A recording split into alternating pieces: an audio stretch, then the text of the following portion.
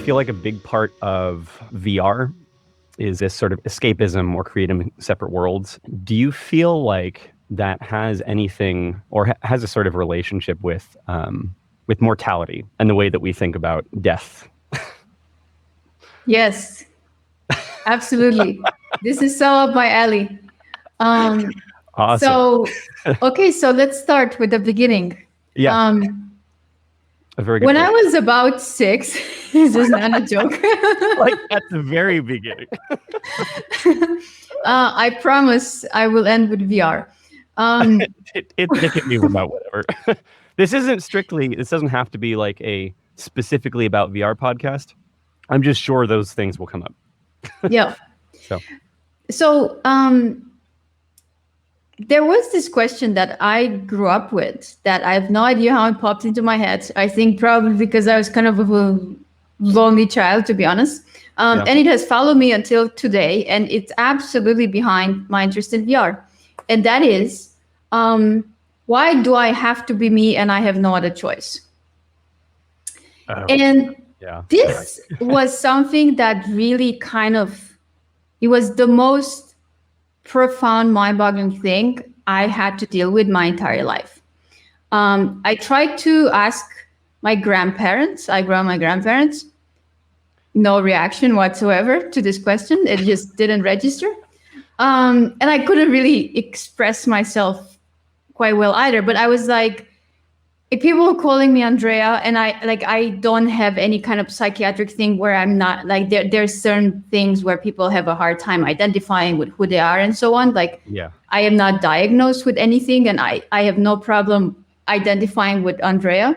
But I just couldn't understand why or how come I'm just brought into this world as this particular personality in this particular body. I mean, the part with the body is like, okay, I have this body. But why this particular personality? So why am I stuck being me for the span of my life, whatever that's going to end up being? Just blink. Because I felt like I am so particular, and each one of us is so particular, right? Like I grew up having this distinct feeling that I'm not like my mother. I'm not like my father. I'm this distinct person, right? Which is true of all of us. And I was like, but why? Like, who made me this distinct person? And like, was it like some kind of lottery and I drew this ticket? Is there going to be any other chance to be some other kind of distinct person? Like, why am I not like him? I don't know. I couldn't. It's a very strange thing to be obsessed with as a child. I don't know. Maybe it's not necessarily something that everybody obsesses over, but I remember from a very young age having this sort of confusion, maybe, or just it felt inexplicable to me why I should be born in the situation that I was in when there were billions, countless other possible humans, possible bodies, possible places that I could have been born in than the one that I was in. And I felt I was pretty incredibly fortunate to have been born in a first world country, in a place where I was extremely, not extremely, but economically, like we were fine. I was born in the US, so that comes with all kinds of advantages in itself. It's just, it seemed incredibly unlikely from an early age that I would have actually ended up in this specific situation, because there were just so many other possible ones that you could have been in. So it seems like you also had that kind of feel. It's exactly that, only not questioning the location and the circumstances that I was born into, questioning the type of thinking and the type of personality that I was born with, because I was noticing how different other people are. I did not grow up feeling that my friends are like me. I grew up feeling that they're profoundly different than me. So then was like, why do I have this particular way of thinking? So fast forwarding to VR, right? I mean, VR for me, it's absolutely 30 years later. It's absolutely a way of discovering more about myself and ultimately feeling like another me. Yeah. Like you get to step into any other form that you can create or think of, right? Right. And I'm particularly interested in experiments with input and output. So all of these things that kind of alter your perception of the body. So you feel like, you can control a third, fourth, fifth limb, 10th limb, and those kind of things. Because again, for me, it's going back to that childhood feeling where, well, if I have 5 hands and I've tricked my brain into believing that and it feels natural, well, is this another me? What is actually natural at that point? Right. So it's again harking back at that feeling of who is me, what is Andreea? Are there different versions of me? Is there any way out of this Andreea? Again, not because I've ever been unhappy with myself. So at no point in my life has this question like bother me in a negative sense in any way. But it's basically a reaction to the kind of clarity that the world seems to have about who we are, and that many individuals that I've run across in my life seem to have about who they were. And paradoxically, I'm also pretty clear about who I am. Like, I'm not struggling with who I am. I just feel like it's not that like obvious in a way, right? It's like I barely know myself. How do you know who I am? So so there's kind of both at the individual level and at the social level, there is this pressure and struggle about definitions and identities and so on. And I don't know. I guess Well, that's actually so many things. there's so many. I feel like I relate to this on so many levels. But for the VR perspective in particular, as long as as far back as I can remember, I think I grew up playing games, and then when VR came along, I started to experiment with that more. And even before any of that, I was always really into reading and stories, and that sort of immersion of sinking yourself into a character or a world, and feeling yourself kind of displaced from your normal identity in that space. And that's always been so fascinating. Just the ability to kind of flexibly step into another form and then embody it and really convince yourself that that is you. VR is a really interesting sort of like pragmatic, like we were talking about earlier. This VR is like, that is the engineered way to do that. But the deeper I've gotten into it in VR and experimenting with storytelling in that medium, the more I'm convinced that we have so many levels of that kind of experience outside of VR, and it's all just based out of our own psychology and our own sort of like embodied perspective and mind. And that's become essentially like the most fundamentally interesting thing to me, is like how we do that. Oh gosh. There's a book that I came across a couple of years ago, and I'm curious if you've ever seen it before. It's called Other Minds. I believe it's Other Minds: Stories of the Sea, or Octopus, the Sea, and the Deep Origins of Consciousness. I've heard of it, but I've not read it. I've heard about this, something in a title with minds and octopus. Yeah, I think you would love it if you're into that kind of thing.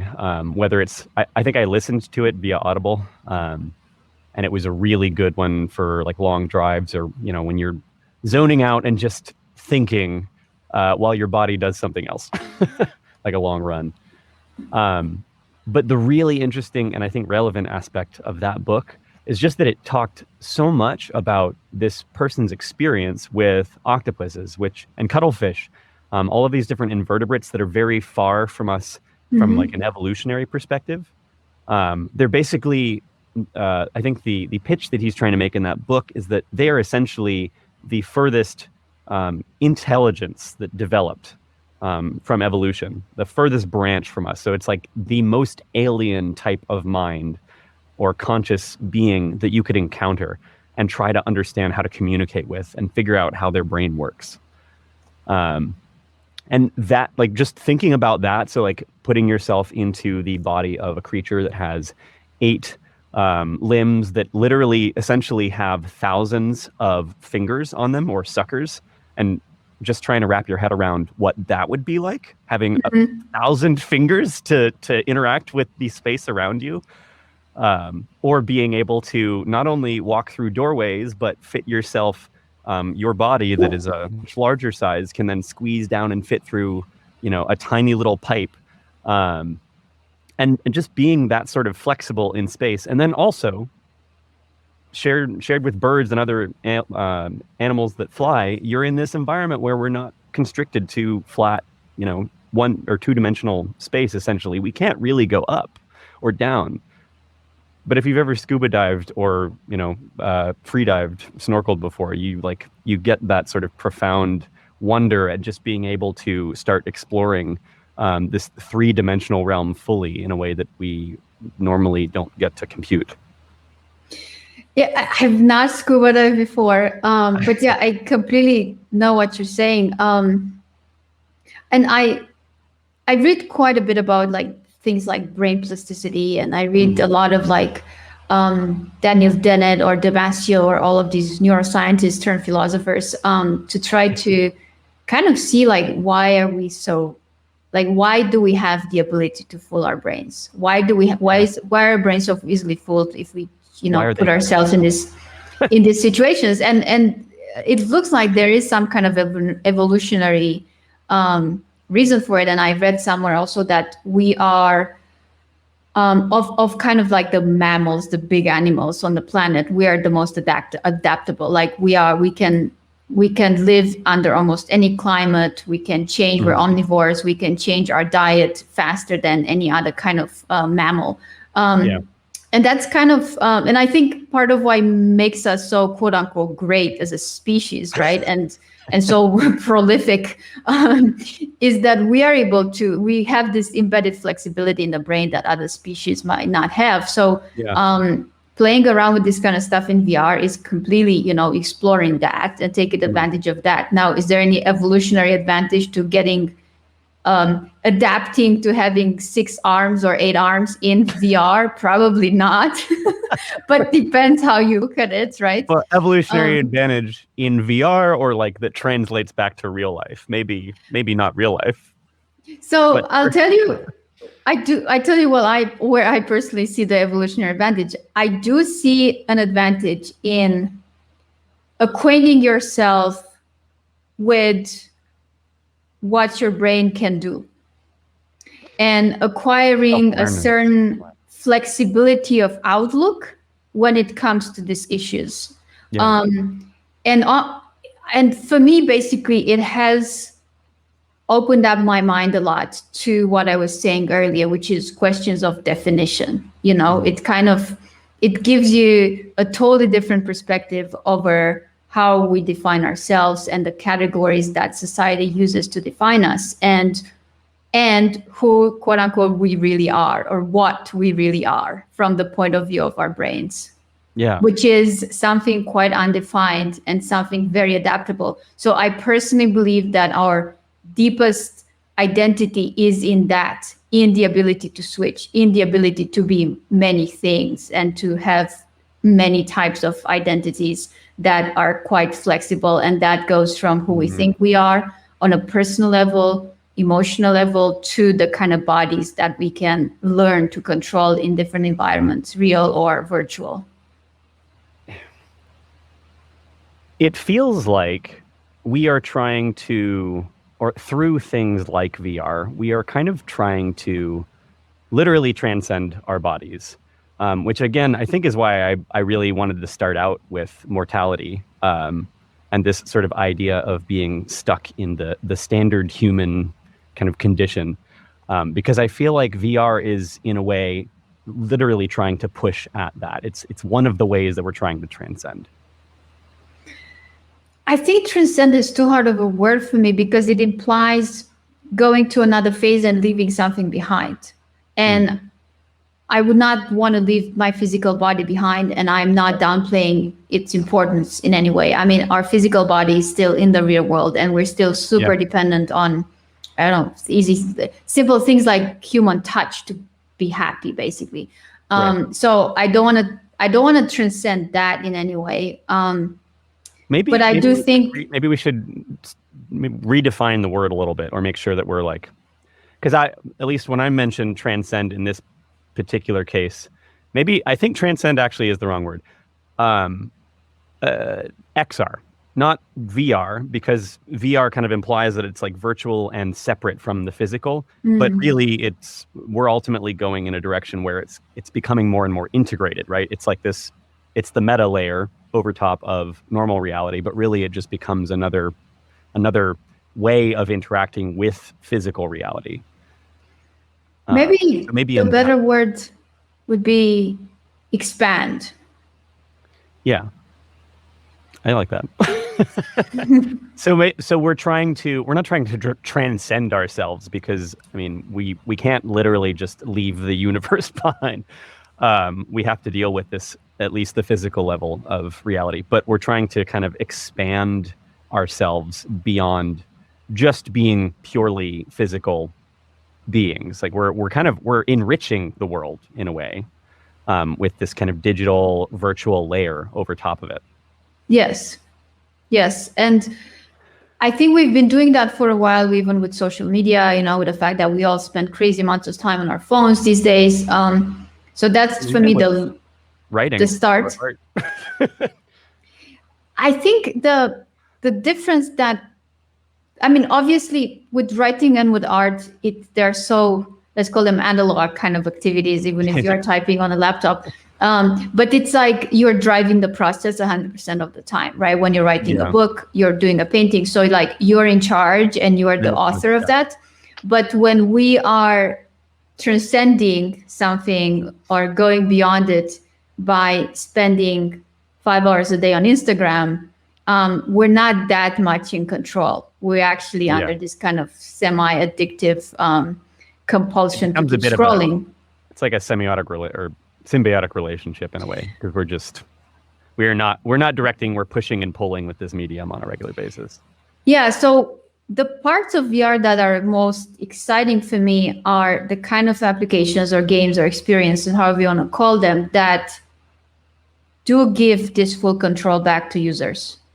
And the users use these XR, AR, VR things to explore creativity, to explore all these notions of identity, of expanding, of transcending as creators, meaning they are in full control over what they're doing in there and how they're exploring it. And there are no other, let's call them interfaces, that might want you to do that for a certain amount of time or in a certain type of way, which is what we're dealing with right now in the digital realm. I have a bullet here that I added to our list, which is around dark UX. If you're familiar with that term, or maybe it may have changed on how we refer to it, but basically like experiential design or like UX patterns that they're not creating a better experience for the person that is experiencing what you build. Like it comes up in architecture too, where somebody designs a certain part of the outside of a building so that people won't sleep on it. So it's intentionally uncomfortable, or it's meant to ward people away, or create a sort of like suppressive kind of atmosphere. It seems like that's that comes up, or that is seeping into our sort of virtual layer or medium as well, which is very concerning. Yes, it is. I mean, it's so for me, being active on social media, even if it does have elements that feel creative, and even if I feel like it's an activity that can be purposeful, so I'm very aware of why I'm doing it and I want to achieve something with it, it's still, it doesn't feel like I'm engaging in that activity with the same degree of control with which I am painting a painting or writing an article. And that difference of control, even if it's 5%, that's not in my control, although it's more than that. And we know that. That's significant. And the question is, well, who owns that? Like, who controls that? That 5, 10, 50%. I feel like Yeah. it's much larger than we would like to admit in most Yeah. cases. Because I mean, like everything, it sort of ripples out through your mind and continues to color and be a lens for all of your other thoughts throughout the day. So like the direct interface is just that one point, and then there's the echoes of it that intermingle. Yeah. So It's like you're you're trying to be painting a very intentional. painting. You're trying to Sorry. be very intentional about like your social media engagement these days. Um, Not necessarily. I mean, I I mean, do I scroll for hours sometimes? Yes, I do. I mean, do I have total control over my interaction with these things? No, I don't. Do I try to gain some control and fight the release of dopamine when I get a new like? I try most of the time unsuccessfully. So even if I'm aware of it, it still works. But what I am actively trying to do is develop VR applications that introduce a sense of creative freedom in a safe, uncontrolled environment where I, as a developer, don't want any part of. Like I don't want to claim any part of the control of your experience Yeah. while you're in there. So you're doing that. You're actually doing this with a team, a company that is working for clients, which always brings in outside influence. So your goal is to build this sort of experience, this virtual environment that is sort of pure in a way that does not try to push and pull the player or the human in the loop in a way that's not beneficial for them. But do you struggle with that on a regular basis and trying to actually maintain that balance, especially when That's working with others? Yeah, that's a great question. So the way I'm solving that is I'm splitting things. So we have client projects. So we do custom VR and XR work. And the central of those projects is, of course, a product that belongs to our clients or some kind of service that our clients want to sell. So that's pretty much the focus, and that's pretty much what the application is trying to achieve. So yes, that does not go hand in hand 100% with what I just said. Although again, we're not actively trying to introduce any kind of dopamine inducing processes so that people keep going in. But Equivalent of the infinite feed in VR. but to acknowledge that discrepancy, and in the same time also to kind of like, what's that expression in American English, to put my feet where my mouth is. Or put your foot in your mouth. Yeah, is that correct? Is that the Yeah, expression? no, totally. There's some. Okay. We are working on 2 applications that we develop for ourselves 100%. So we are our own client. They're our own quote unquote product / experiments where we have total freedom to explore these kind of open-ended creative environments. So you have this sort of you're saying that you kind of isolate the two. You have this sort of client space, and then you also, in parallel, have these sort of experiments and spaces that you're pushing forward in order Correct. to maintain a sort of clean separation between those two influences. Yeah, I mean, in order to have basically total creative freedom and ability to just pursue these ideas without pushing that onto a client or a product that might not be open for it or ready for it. Right. Like you were saying earlier, there's lots of different things that you would love to, but are just kind of looking out for the opportunity to integrate into something pragmatic and real world now.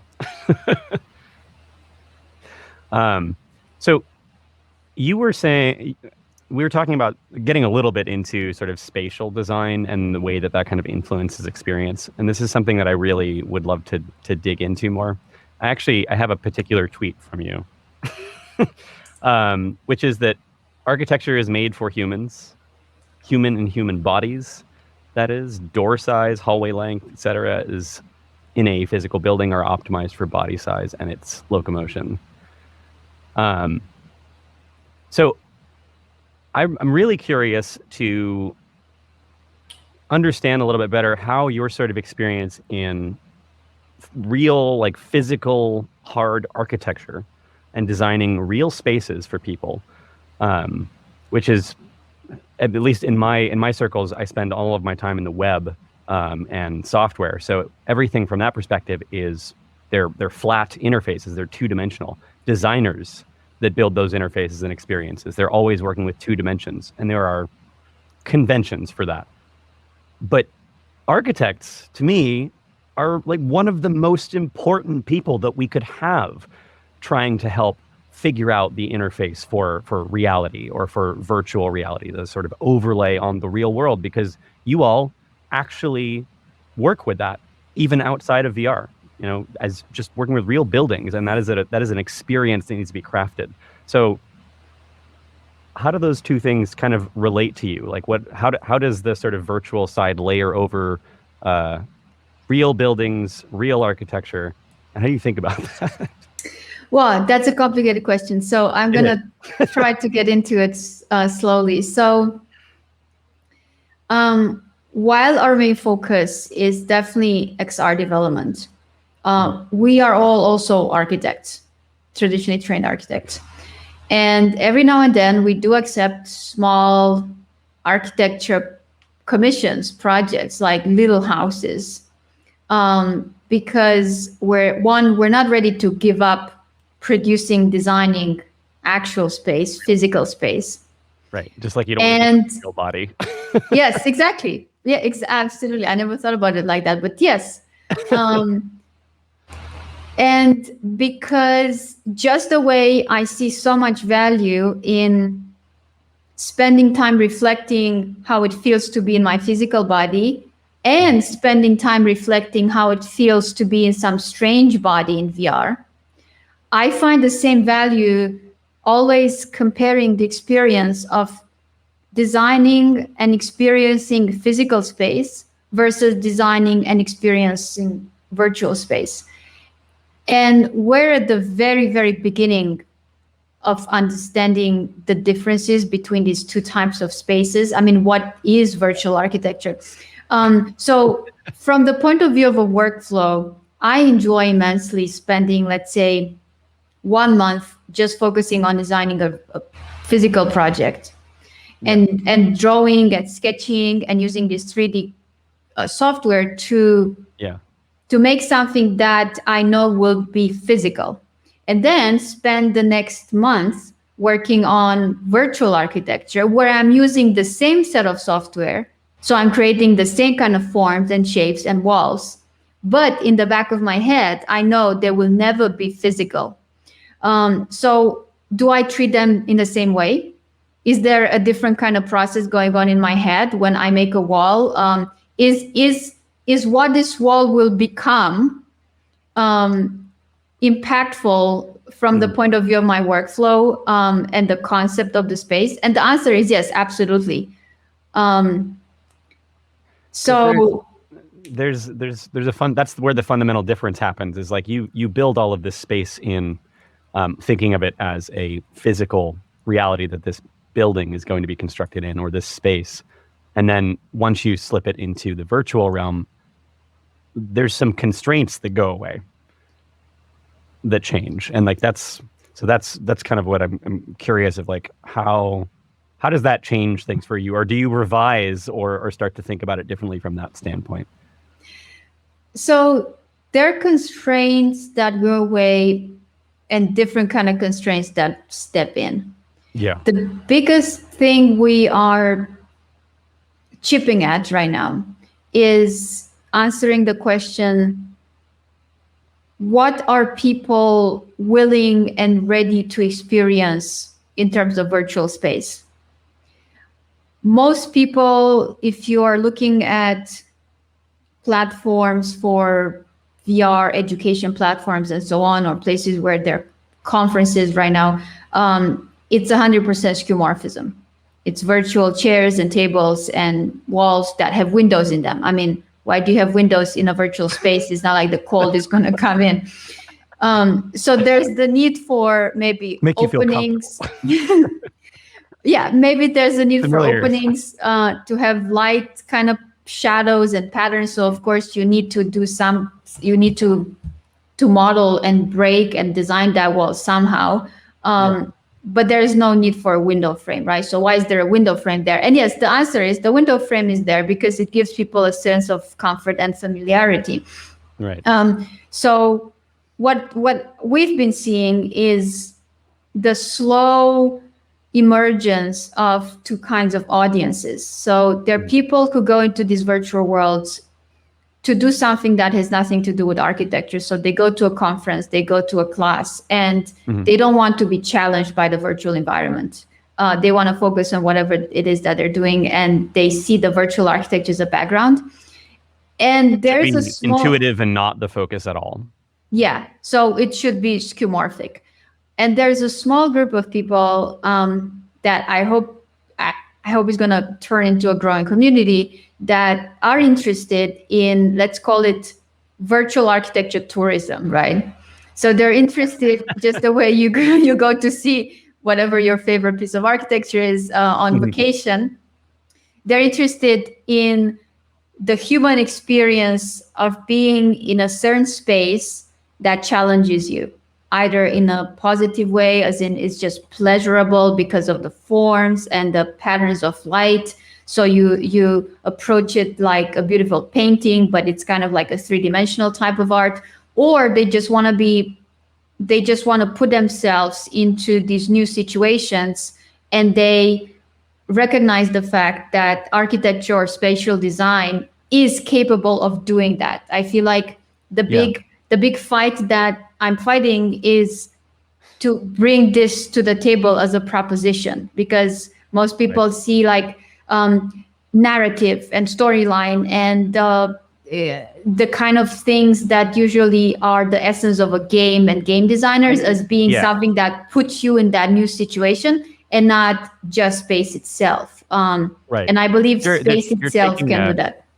You're taking the analog or essentially the external story or experience and pulling it into essentially an analogy of real world, right? It's not the focus of that experience of going into that virtual reality or that virtual world is not to actually just be in it. It is to do something else. It is to experience or focus on an activity there. Yes, and and the other thing that's very different that I think it's worth mentioning.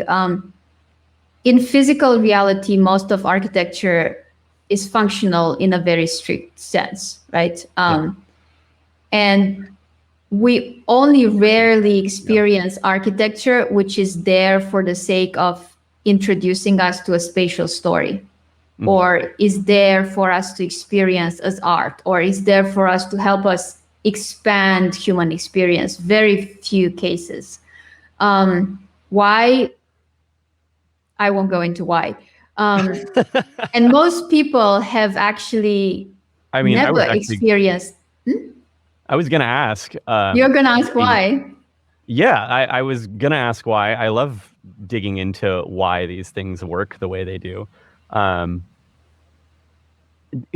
All of this seems to be pointing to the fact that space has there is an emotional kind of experience, and there is maybe a story to be experienced in spaces just by the way that they are created, the way that that space is, and you being in it. Absolutely. Yes. So I can tell a story just by space. I can make you feel things. I swear to God, I can even, and there's like tiny little like glimpses of research here and there, not very profound, but I hope now that these researchers have VR, they're on it, that even tackle things like the proportion of a room and your relationship to that room in terms of are you walking, are you standing, how long, affects your perception of time. So the rhythm that I'm using in my design starts to affect your perception of a lot of things. Yeah.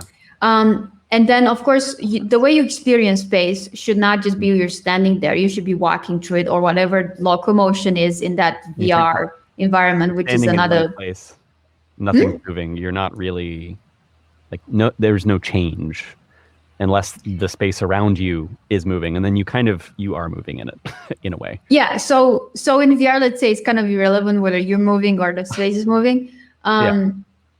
But the point is, there is a relationship between you and space, and then time is a factor in that relationship. Right. Right. We only experience time when things change. So, right. You either it seems super obvious and silly to say, but like, you only experience time by moving through or things moving around you. Yes. Yes. So architecture, it's beautiful, has a relationship to time. There's no question about it. And I'm personally extremely mad on a conceptual level at the at the architecture and the way architecture has been sold since we got photography, and the way architecture is being sold and marketed today with Instagram is pictures and renderings, right? The way real estate sells houses and new apartment buildings is by showing you a pretty rendering at sunset with like lots of trees and happy families. It's always this static thing, right? And when they do make a movie, it's some kind of ridiculous looking thing. So there is this fundamental nature of architecture as the art of spatial design in time, as experienced as a factor of time and change. And again, by change, I don't mean like moving architecture. You could move architecture, definitely in VR, but honestly, don't even bother with that. I mean, you are moving, the subject of the architecture is moving, and that's enough, okay? Yeah. It's so not overcomplicate. That can absolutely tell amazing stories. It can make you think different things. It can make you feel different things in your body. Add color. I mean, there's tons of studies that prove how color affects your mood. So if you add like proportion, height, dramatic light, color, and you're moving to these changing spaces, I mean, I can write a book by writing quote unquote writing, by designing the space. Brushes of the architectural canvas. This is beautiful. This is so amazing. So I had this experience a few years ago, and I wasn't sure if we were gonna come across this, but this is so perfect because it kind of blew my mind, and it had a bit of a realization because of it. And it's this whole relationship between space that you are in, the time change of actually moving through environments, and then this sort of innate tie between those things with your past experience and memories as well. So then what you kind of see in that space, your example of like walking through a house or seeing like a 3D rendering. Even I was on Redfin recently, and I was looking at like 360 sort of, you could essentially look all around you and then jump to another spot and look all around you. But each one's a static, 3-dimensional frame. So there's not really movement. It feels a little closer, but it's not quite there. And when you were just describing that, it feels so much more clear to me now. It's the difference when you actually step into a house and you walk through that space is that you feel it moving around you. You get to maybe have memories and past experiences echo into your mind as you look at various things in this space. Maybe the linoleum of the kitchen floor reminds you of your grandmother's kitchen growing up. And so there's like some nostalgia that jumps in there. And then maybe the type of windows and the view evokes some sort of imagery from when you were much younger or a house that you were in the past.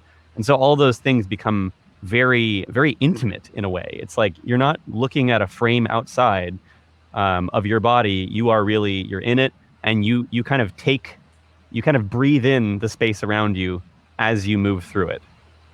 You're inhaling the architecture. Yes, absolutely. And it doesn't even have to be a well-defined, familiar space like a house. It could be abstract. So Yeah. just imagine for a second, you are in a space that is 10 by 10 feet and it's about 100 feet high. There are no windows around you, so it feels like you're at the bottom of a well. And on top of it, 100 feet above you, there's an opening. And the sun is moving so that it throws a shadow, and you're waiting for this shadow to arrive to the bottom of the well. And you kind of can't figure out, how is the sun moving? Is the sun moving in a realistic way? Is it going to get to me at the bottom? Is it kind of moving in a funky way? There you go. That's a story. And I just made a 10 by 10 foot Right. room with no window and an opening 100 feet up. Mhm. And look how many potential stories and narratives and feelings and observations that could potentially spark in your mind Yeah. with no detail, with nothing else. So for me, that's Yeah. Oh, I think may have lost you there for a second. Did things freeze up? the Oh, I think you dropped out there for a second. yeah, you are also gone. My image Oh was no. gone. You said for me that's and Yeah. So I was saying this is an example of a very, very simple abstract room that doesn't require any fancy geometry, any kind of weird parametric wavy things that could spark Right. so many questions, so many feelings, excitement, fear Ugh. in your mind. I love it. That is, And we didn't even get to delightful. moving. You're just standing on the bottom of Yeah. this well. You're not even going anywhere yet. Right. So imagine then you do go somewhere. Then, yeah, I can absolutely walk you through an entire novel just by space. Which in that particular example, the thing that really stands out to me, well, let's see.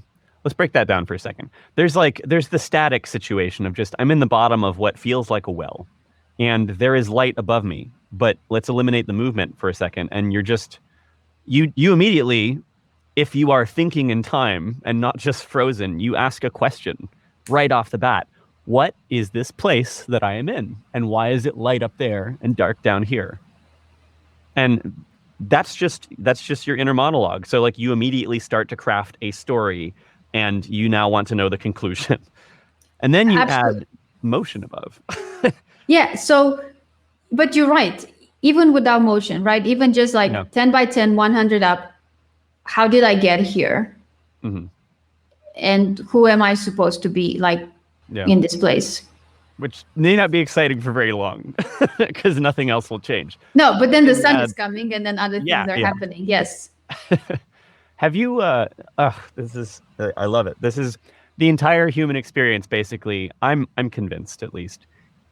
Our sort of conscious loop is just us trying, like the part of the brain that is constantly rationalizing everything that we do or experience on a kind of, emergent level. It's like there's most of the thinking and the activity that's going on in the neural networks of the mind, and then there's just this tiny little space that is just kind of observing what you do and reacting to it and explaining the actions the decisions as you make them. And like we then translate all of that rationalization to the outer world. We reflect on everything and we try to make sense of everything. So it has to be a story of some sort at every moment. Yeah, absolutely. So And the strength is, sorry, I'm sorry to no, go ahead. the thing that I'm interested in with these creative tools that I mentioned earlier is using these experiences, of course, to tell stories, but ideally also to make people aware that that's what's happening, what you just said. Yeah. Because many times we do go through life Self-aware. Well, be aware that we are creating the stories and being controlled, be the creator of the stories, even if part of it is subconscious. But just as you go through life and you're swimming through stories, like not all stories will be your stories, and you will have different degree of control over these stories. But there are people swimming through life or fighting through life with almost no control over these stories, right? with almost no creative ability to define part of these stories in any way, Right. and to be aware of this process. So if these people have an experience in VR that gives them the kind of distance from everyday life that they need to then exit VR, come back to everyday life, and have the kind of thoughts in their mind, like what you just said right now, this ability to reflect over who we are and how our brain feeds a story and how we create a story and how society puts stories onto us. That for me is the biggest potential, the biggest offering that such technologies could give us. So it's this benefit of stepping outside of yourself into another self, or literally just observing what you do, and having that blink in time, a brief moment where you look inward and realize, oh, I'm doing something that maybe I'm always doing, but for this moment, I am actually aware of it, or I'm looking at it, or I can see that somehow this is juxtaposed from the normal rhythm, and that might bring me a little bit of extra sort of friction, some traction on my experience in general. Yeah. Which opens up so many possibilities. So I think I mentioned there was an experience that I had that like kind of blew my mind a couple of years ago, and I feel like you'll have a lot to say about this. But I live in Seattle. I've been here for like the last 4 years or so. And the way that most of the roads go in this city is from north to south. That's where all of like the major sort of arteries of travel go. And in the part of the neighborhood where I've been at is mostly on this northern section, but it's divided up by those major arteries. So there's like a very eastern section, and then there's a couple different middle sections, and there's then a westernmost section that's close to the water. And I've lived in each one of those and worked in each one of those at different times over the past 4 years. So it's kind of like I was in a certain state of mind in a certain place at a different point in time, but it was always separate. I didn't know about the other parts until I would move and then get really accustomed to that neighborhood, that space, that area, and then start creating an identity and memories there. There was one time where I drove sideways across this. I drove from west to east for the first time. I really had never had to do that before, but I was rushing to go and meet up with a friend. And so I just hopped in the car and started cruising in an unconventional direction. And I started to just have a really weird experience where I found myself in my own neighborhood first, and that didn't stand out, obviously, because that was every day. But then I ended up in the next one, and I had a sort of flashback to 2 years before, when I had been walking with a friend on that street corner over there that I just passed. Wow, that's not normally as close in like mental proximity. That identity, that past self, it's not usually bumping into me now, and that quickly. And then the next neighborhood was a completely different phase of time, and I passed through that, and it gets compressed and bumps right into the previous like two selves, and now you've got two separate versions of past you kind of in mind for a moment. And I get across all of these neighborhoods, and it just feels like for a few moments here, for like 15 minutes or so, I'm just kind of stuck in this space that is removed from any particular identity. And I just realized that you kind of contain separate versions of yourself at different points in time. And space does that to you. It can make you feel completely different depending on the shape and the context and the proximity in time. And it's such an amazing phenomenon. It was like the first time I'd encountered that before. Oh, I love it. I'll have to. Have you written this down in any form? I have to write it down after this interview. This is fabulous.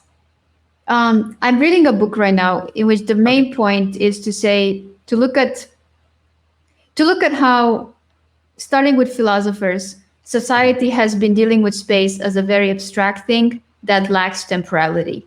So we always talk about time as this very exotic dimension of our life, right? This kind of mysterious, we don't really understand it. It kind of flows, right? So time is something you can't catch and define. and it flows. The physicists have no idea what it is. The arrow of time goes both ways. So it's like, so it's kind of the exotic brother, right, of space, because there's always these two things. And everyday life and politics and society and even philosophy has then delegated space as the opposite of time, because space is supposed to be static, and we conquer it and we draw it and we map it up and we parcel it, and we're like, yeah, and it just stays there and it doesn't move, it doesn't go anywhere, right? I'm standing here, it's like, well, time is flowing, I can't catch it, but this piece of land is right here forever. So the book is about how this is such a misperception on the true nature of space, because in fact you cannot remove time from space, right? And you cannot remove and that space actually plays as much as role as time into our lives and into identity and into this flow that we're going through. And I feel like this is illustrated by your story in such a perfect way. Yeah, it's kind of it's inextricably tied to where we're at, and also it is kind of this massive illusion that a space does stay the same, right? It's like it locally within our perception in that moment stays the same, but you just focus a little bit further out and literally everything is constantly changing. So that whole idea that space is the realm of certainty and the realm of security and comfort, and this is what we know, is this massive illusion. Yeah, absolutely. And of course, the first thing that enforces this illusion is the fact that, well, you can buy space, right? Which is kind of true and kind of not. But you can't buy time. It's also ridiculous. You can kind of buy time, because you can buy someone else's time, right? But you can't buy any more of your own time. You can't buy any more of your own time, right? But we have a clear sense in which buying time is kind of like an illusion.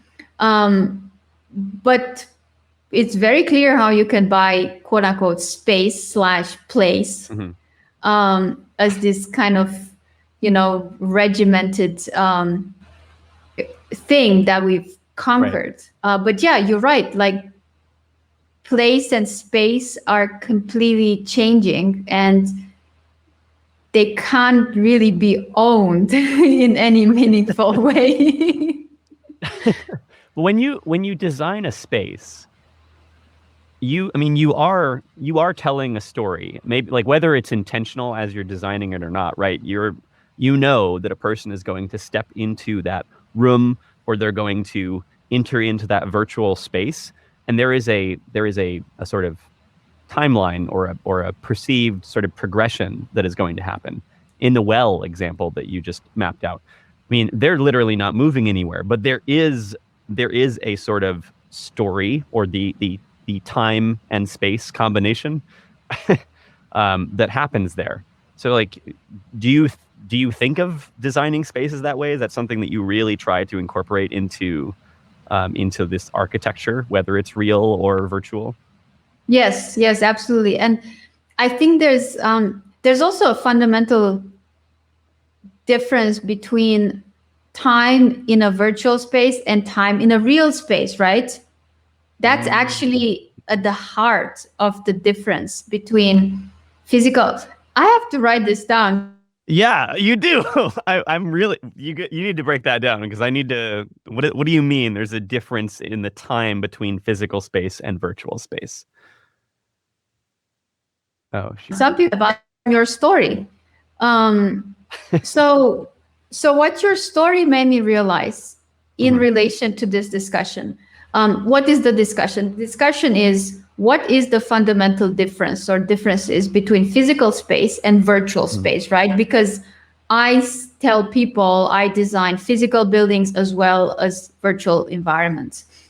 And what I just realized is that in a virtual environment, I always think of the person in there that brings in the time component.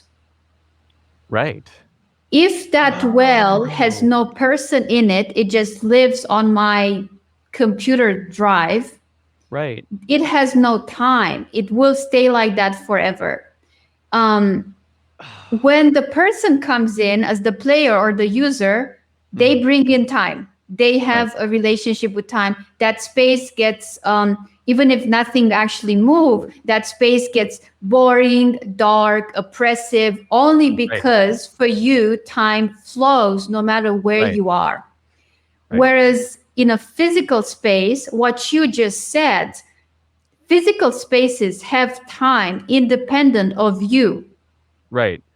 They They will change get without you being there. exactly, they change without you being there. They have their own flow of time.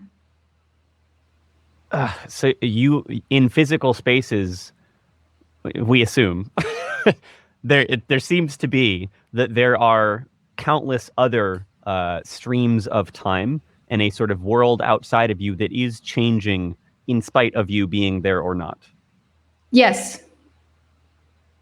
And that's a pretty big difference between these Yeah. two types of spaces. Forget about gravity. I mean, gravity is a big one Gravity or too, hard surfaces. but but time is kind Yeah. of a big deal. So absolutely, the way we design stories for physical spaces are different than the way we design for virtual spaces. But I was never able to phrase it and pinpoint it quite as precisely until now. So thank you. Oh, you're welcome. That's amazing. I'm glad that experience is like transmitting and helping somebody because I've been trying to grapple with what to do with that for years. Oh, so in physical space there's this sort of there's a spaghetti mountain, an entire planet of timelines that are all interacting, and then there is the just physical space itself, not the people observing it. That continues to change. You create a building in that, and that building kind of it essentially, because it's not observing things as far as we understand. As long as we maybe accept that the building is not itself conscious, um, there's people that can go into that and they can have a temporary experience in time where they go through and they kind of create a story, a set of memories in that space. Virtual reality, from what you're now saying, at least when there's one person involved, and I want to dig into what it looks like then when you change that. When there's one person that jumps into the space, that space is essentially frozen in time. It's not persistent until an observer, a person is in it and then doesn't even have to move through it. They just need to be thinking and seeing and experiencing in that space. And now they add this time component. I love the way that you put that. So what about when you create virtual spaces that are persistent outside of that one person? That would seem like it's getting closer again back over to the physical reality side of things because it's a shared world or shared space. So the missing part for me in persistent virtual reality spaces, or in some of them, is the ability of users to change things. So you go and meet people in, let's say, VR chat, and there are certain environments that are persistent, and maybe there are always some avatars in there. But the space itself feels dead and frozen to me because it does not Static world. register. Yeah, it does not register the passage of time, and there's no acknowledgement that 20,000 people have been in here over the past 5 years. Whereas a physical, let's say, I don't know, a pub they're like pubs and cafes in VR chat, right? Yeah. They do not behave the way a physical pub would behave, which does register wear and tear. Yeah. Now, I'm not advocating physical wear and tear in the virtual space because it's not possible. Although I have been tweeting patina on 3D surfaces and I did have a tweet or two that were like highly debated about how what is the equivalent of wear and tear on digital goods. yeah. And I feel like the whole NTF thing is kind of starting to pick up on that, right? Because you have different owners and it changes hands, but then the virtual thing itself, it's like the blockchain is attempting to record this changing of hands, right? So I was asking in the virtual space, wouldn't it be kind of cool if we had a virtual bench in VR chat and it somehow had a way to visually share with us the fact that 10, 20 avatars have passed by it. It doesn't just reflect a decay process. It literally reflects its use, its interaction with the other things in the environment, other people, avatars, whatever. And it's so history. It's like I feel like to go back to your example, the different neighborhoods you lived in. So they contributed, the experience of living there contributed to these different identities that you are able to recognize as different, slightly different versions of you.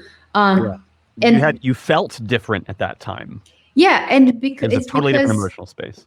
You came in contact with spaces that had their own history and their own richness, and you encountered chipped paint on walls and coffee machines from the 1980s and some super high tech one. So there was like this historical richness that each of them brought to your life that your own history and richness interacted with. And what is the equivalent of that in virtual worlds? Do we need that? I feel we don't have to be literal about it, but we do need some degree of that because we are used to growing and developing personalities and ourselves in this historical richness that surrounds us. That is part of the participation in the virtual space, or feeling like you are actually in it rather than just observing it, even if you're surrounded by it. So yeah, you're observing it, but you don't feel like you're actually interacting with and affecting the space around you. And I love this because it makes it so clear that is a huge aspect of why when you step into a virtual space, even ones that are very detailed and visceral, when they're missing that element of interactivity and you affecting the environment around you, it feels sterile. It feels like it's just not alive in the same way that the real world is, regardless of like haptics or anything like that. This is just, is the world reacting to me being there? I'll give you an example. You know how after Half-Life came out, the internet was full of images of people drawing on that pane of glass in chapter 1. Remember that? There was like a physics teacher teaching like, 10th grade physics on and streaming live on that pane of glass. Yep. And all I could think of was, can I get my hands on a copy of Half-Life Alyx that actually has these things on there? I want to see the traces and the scratches on the walls and the marker, the marking from other players that have been there before me. And even that super simple thing would have completely, not that it was it was a transformational experience, all right. It was absolutely mind-blowing. Right. But imagine going into those tunnels and shooting crab heads and whatnot, and then seeing scratches and messages with the marker on the walls, on panes, like on the floor, from other players. It's such a small thing, and it's not even part of gameplay or anything. Live or persistent, or it wouldn't need to be like real time. It's just a whisper that is left over in the space from someone else, a real person. Exactly. It would give this feeling like this tunnel, they spend so much time texturing it and making look alive, right? Whereas the only thing I want to make it feel alive is to show me the marking on the wall of another player that was here before me. Yeah. Ugh.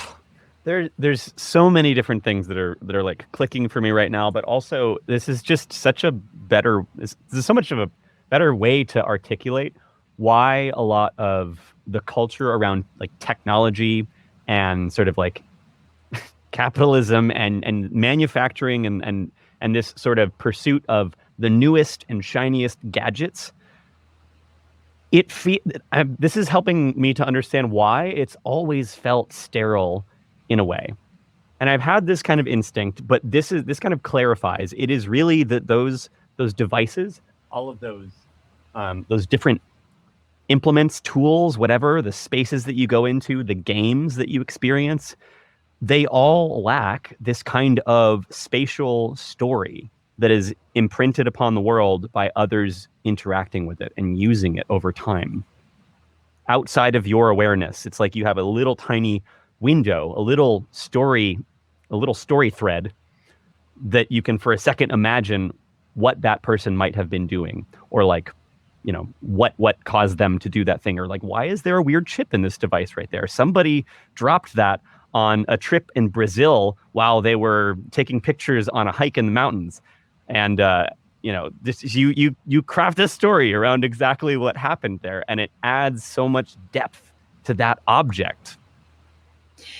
Yeah, and this is also where I see the value in having these conversations, in bringing things like philosophy to the table within a tech context. Yeah.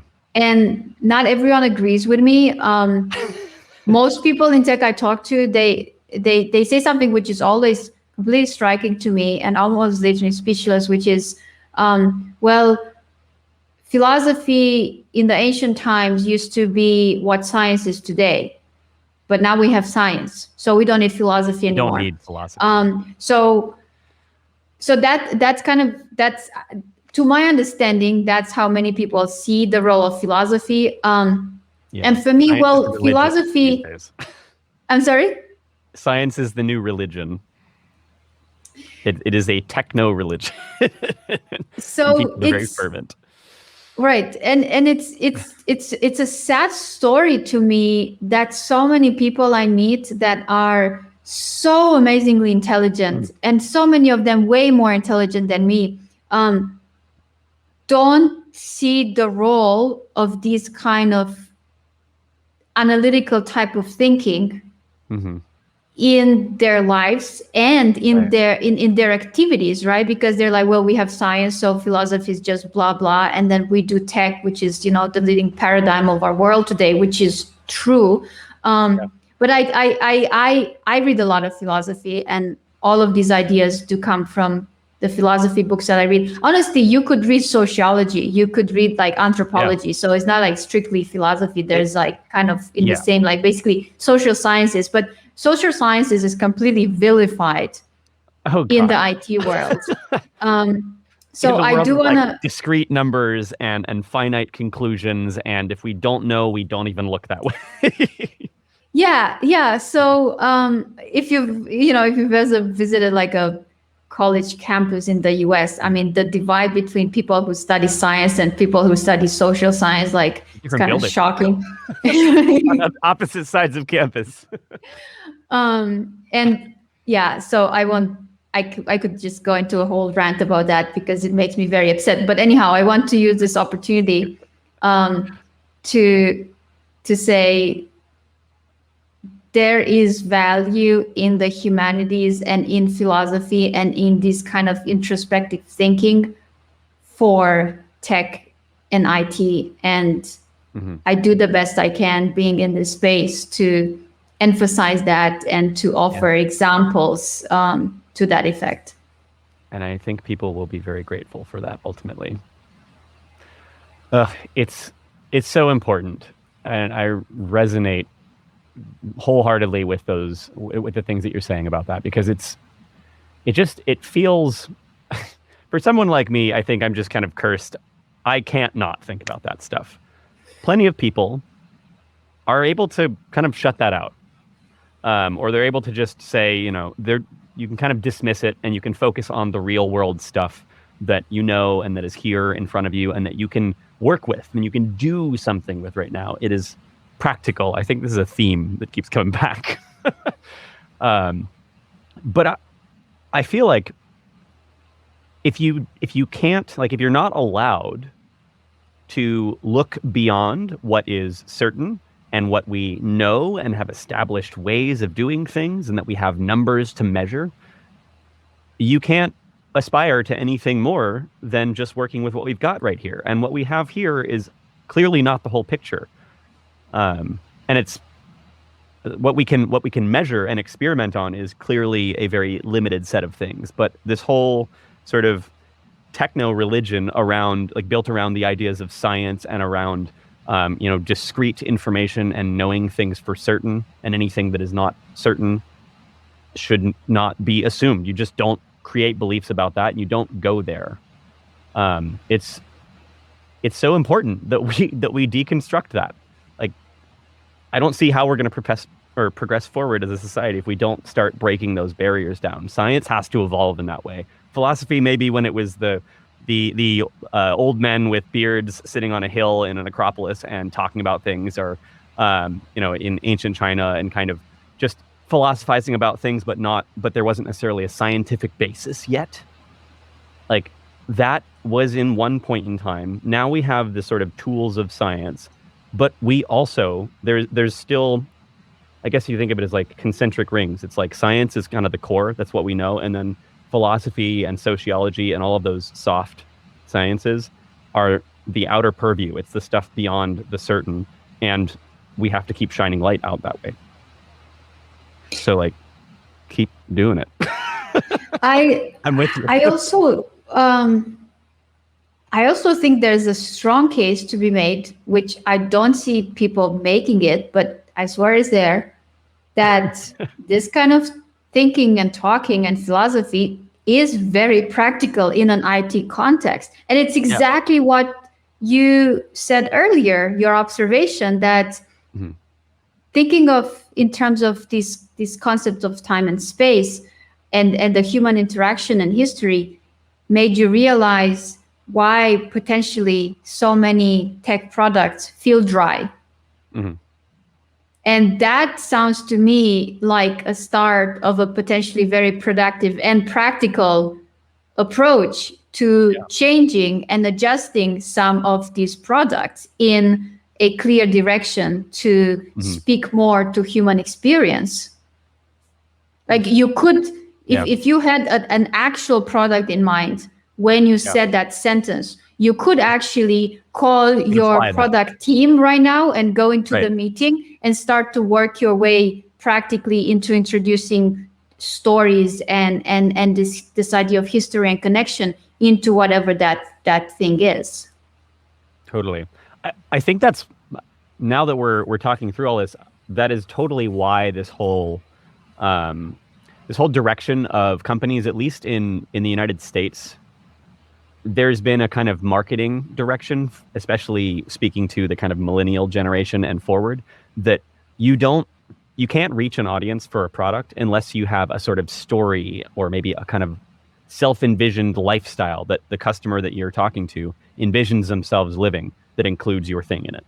And so it's not just the latest, greatest, newest, shiniest thing. It is something that like speaks to their soul somehow. They resonate with it. It identifies with them.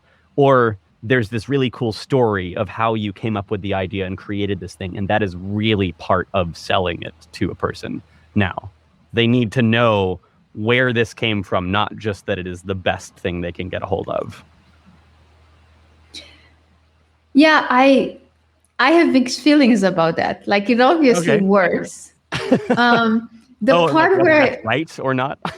Well, I'll just tell you off the bat. I mean, I'll just say it. I have mixed feelings because I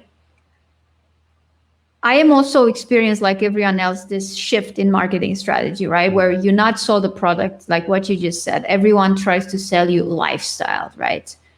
And for my personal taste, people are starting to push that too much. Oh, yeah. Because it's like, okay, people would much rather pay for experiences than products. That's another thing we've been hearing again and again. Yeah. And okay, it's true. But then you're trying to sell me experiences, And it feels to me that you're trying to sell me my life back to me. You're trying to take possession and commodify chunks of my life. And then I'm supposed to pay you for those 5 hours, which are my hours. Right. You are just a little bit aware, just enough to make you feel uncomfortable that they're trying to now shape your lifestyle and kind of shape your identity with the things that they're selling you. So they're selling you a better you in a way, and they're not doing a good enough job of hiding that fact, so it makes you really uncomfortable. It does. It's basically like, okay, we're actually selling bicycles, but then we're not advertising bicycles right now because you've listened to that Steve Jobs marketing video. Everyone who is watching who's saying, don't sell the product, sell the vision or the lifestyle. Good. So we're actually making money by you buying bicycles, but then we're trying to sell you like 5 hours of bliss, because otherwise those 5 hours on your Sunday would not be bliss, or maybe they would be, but this would be extra bliss. This is better. This is a better you. You are going to have a better life because you bought our thing. Yeah. So, is that slightly disturbing? Absolutely. Oh, God. I mean, it makes sense that that's where marketing has gone because of our culture being surrounded by new things, right? I would love to spend more time in general figuring out how to get the products and the experiences that we create to move back towards allowing appreciation for the word patina. I don't know if you, like this sort of age, the wear and tear, the use on a thing. The reason that something is used, if you're not obsessed with just having brand new stuff all the time, something that's used has a character to it that just cannot be recreated on something is fresh out of the factory. And I feel like we've just completely forgotten that. Yeah. I don't know what the solution is. That's the problem right now. I mean, with like VR environments, perhaps there's ways to go about it. But I mean, for me, it's always awareness, creativity, and creative control over as many aspects of your life as possible. Yeah. And embedded in that, maybe there is also the message that you should be rejecting the proposition that if you buy this thing, the 5 hours on your Sunday afternoon will be better. Right. Because ultimately that just leaves us unhealthy and wanting things that we will not be able to have. Because there shouldn't be a price tag to making the 5 hours better. Mm-hmm. Like that is the proposition that disturbs me, that I do think people should be critical of. Yeah. This is a big question to be bringing up now at 12:53. So I want to make sure that we just keep in mind we don't have too much time left, and I want to make sure I respect whatever you have coming up after this. But do you think that there will always be a sort of human experience of suffering, or is that fundamentally tied to like all of these things we're talking about, this sort of idea of capitalism and the market relationship that we have now with products being something that always makes us want things that we will not be able to necessarily have, and always makes us need to try to search for something better than where you're at right in this moment? Like, is there a difference with this sort of idea of suffering in VR, but fundamentally suffering? Are we stuck with it forever? Well, so there's something that crossed my mind when you said that, which might not be a direct answer to your question, but it might be the only thing I have right now. I don't think there's a direct answer. There may not be. So I see things kind of like this. To a certain point, you can argue that everything that's going on right now has always happened. So there's always been suffering. There's always been people smarter than other people or trying to outsmart other people. There's always been people jumping at opportunity. There's always been massive inequality. So since humans being existed, you can say that has been the case. So it's not like it's hard to say, well, it's more, it's worse, right? But I said to a point, and I can tell you what that point is for me, like what is different now than in all other historical times. And that's, of course, climate change, right? Like we are fucking up with things because we've always been doing, and that's human beings. We tinker. And we tinker and we step over other people and we make other people suffer and we don't care and we develop these entities, whether we call them corporations or I don't know, kingdoms or whatever, right? That are kind of have no feelings towards people who suffer. So, right. But the point where it's like, okay, the shit has hit the fan. Maybe this is different. What we're doing now is different, and maybe it is worse. Is when it comes to climate change, where we might be, fucking things up that to a degree that we were not able to in our historical past. So very close issue to my heart, and I think really should be for everyone. But there's a book that I just started recently called Hyper Objects. I'm not sure if you've come across this before. I have it. I haven't started reading it yet, but I have it. What? I have the book. That's awesome. It's about that exactly. Like full stop. That is the focus of the entire book, is how, because of the way that we have been interacting with the world and because of the way we can't help but interact with the world around us and everyone and all organisms and the space and change things, we inevitably create this increasingly complex and indescribable, sort of beyond our understanding, this construct, this object, for lack of a better word, that is climate change, in that we are fundamentally shifting the way that our entire environment works with everything that we do. And it's so complex, the way that we are actually influencing and moving that forward, that it's like one of the first things in human history that might be too complicated for us to actually be able to grasp and at least control what it does and where that leads us. Yes, and I think that possibly justifies us making the statement, yes, things might be worse than they ever were. Yes, we might be getting worse. Our behavior probably is worse than ever before. Yeah. Well, that's a bit of a rough note to end a conversation on.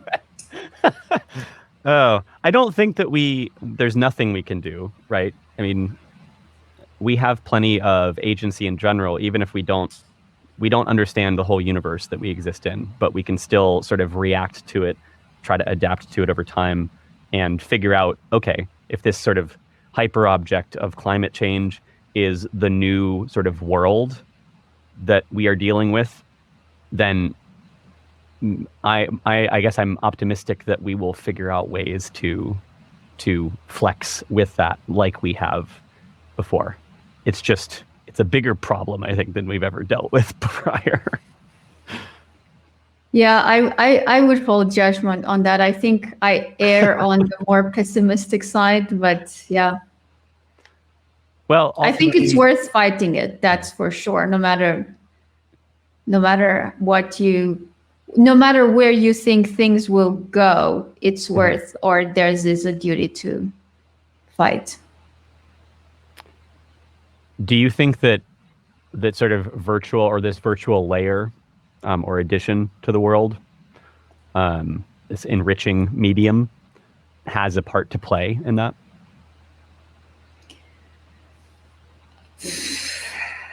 Yes. I think it has a paradoxical part to play, because we've been discussing VR as this alternative realm that has new experiences to offer, right? So Right. off the bat, sorry? Expanding experiences, Right. not transcending. Yes, but still, this kind of like parallel offer, right? So you go into different spaces and different bodies, and you become a different kind of you.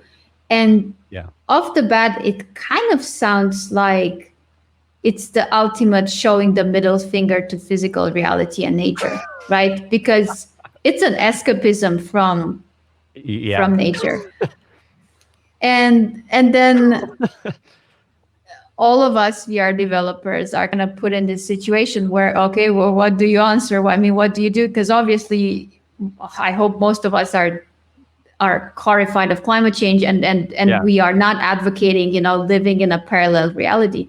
And just So leave. how can VR help? I think through offering perspective and awareness, although I am critical of the idea that VR is an empathy machine. Mhm. I would hold judgment on that. I feel very strongly about that, but that's a whole nother conversation. Yeah. Ugh. So yeah, so I mean, I believe that there are ways to use VR applications to make people more aware of many things. And I don't mean it in a journalistic kind of way, although that's Right. one path. I mean it in just showing how, for example, let's take architecture. Just showing people what passive design is, right? Which is a strategy of designing buildings that saves energy. So orienting your building in a certain way, positioning your windows in the new house in a certain way so your electricity bill goes down, and when it comes to heating and cooling. So those kind of maybe little practicalities could potentially be better explained to people in an experiential way in this immersive environment, so that they quote unquote get it, and they don't have to take my word for it as an architect. Right. So you went to exactly the same place that I was thinking, which is that the space is how you put somebody in someone else's shoes, or you give somebody an experience, right? So here's my injection of optimism into this sort of like virtual solution is that crazy hyper object of climate change that is beyond us in so many ways. I think my hope is that we can use the virtual medium and the different constraints that it has and takes away. We can try to visualize and we can try to spatialize aspects of that hyperobject in a way that is more palatable, that is more understandable for people that are obviously affecting it, because we all are. But it's so in the totality, like trying to look at it from afar as we're in it, we're like looking at the bubble from the inside and trying to see the whole thing. Maybe if we do enough philosophizing and speculating about this, we can take the important pieces there, bring those back down to earth, and create some experiences and ways to think about aspects of it that are important so that people can understand. And I think understanding is what brings empathy, and being able to experience the thing itself in a way that makes sense to you. Yeah, I completely agree with that. The only issue I have with this whole thing with empathy, like I actually have some beef with it, is that it implies that there is something intrinsic in this medium of virtual reality Oh, that is empathic. And I think that's the wrong way to go. yeah. There's all media are ideology neutral. Hmm. And it's very clear for everyone, I hope by now, that video can be used to create empathy or the opposite of empathy, right? Audio can be used to serve ideologies across the spectrum. VR can be used in exactly the same kind of way. There's nothing intrinsic empathic about the experience you're having in VR. So that's a little bit what I'm trying to counter, because I still see a lot of articles and a lot of this idea still has a big Right. presence Yeah. online. Well, it makes it, because VR is new enough and it's unknown enough. I think there's just a tendency to want to put this solution, this like one size fits all. It's the silver bullet to the problem of getting people to empathize with one another, right? Um, but the fundamental problem is not in VR or any particular medium. It's just figuring out how to get people to understand one another or like be able to stand in somebody else's shoes. And it's not just putting you in their virtual body and having you play an experience for 5 minutes. Like it's an oversimplification of the problem, but there are so many ways to go about it. I think you're totally right on that. Yep. Okay. This has been amazing. I feel like we didn't. There were so many different things I would have loved to have dig into, far more than we had time for. So maybe we can do a part 2 of this at some point in the future, because this was an amazing conversation. Yeah, absolutely. I wrote down, like, I scribbled down a few words because I felt like your examples and the way you think about these things and responded to what I had to say were so incredibly productive in terms of pushing my thoughts forward and clarifying them. So I'm very grateful for that. And after the meeting, I'll try to take more notes and quote you on that amazing story. So thank you so much, and happy to do this again anytime. Absolutely. Thank you, Andrea.